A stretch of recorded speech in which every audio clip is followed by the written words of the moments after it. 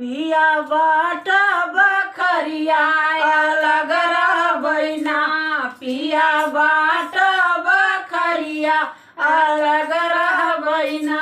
हो अलग रहबैना, हो अलग रहबैना। पिया बाट बखरिया अलग रहबैना। पिया बाट बखरिया अलग रहबैना। हमारे ससुर जी के तीन बहलिया, हमारे ससुर जी के तीन महलिया।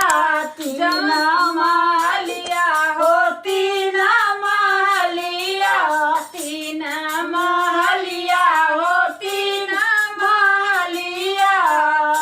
जवन लागल बड़ी खिया उहैले बैना।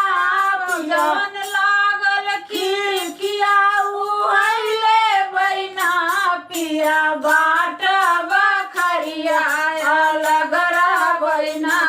पिया बाट बखरिया अलग रहबैना। अलग रहबैना, हो अलग रहबैना। पिया बाट बखरिया अलग रहबैना। पिया बाट बखरिया अलग रहबैना। हमारे ससुर जी के तीन बेटौआ, हमारे ससुर जी के तीन बेटौआ। हमारे ससुर जी के तीन बेटौआ।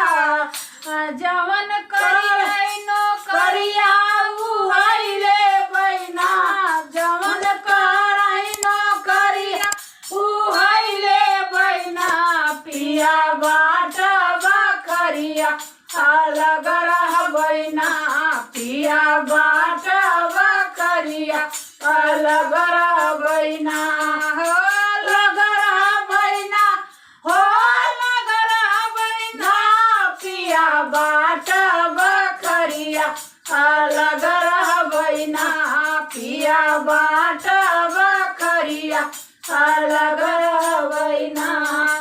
हमरे ससुर जी के तीन बिटियावा, हमरे ससुर जी के तीन बिटियावा।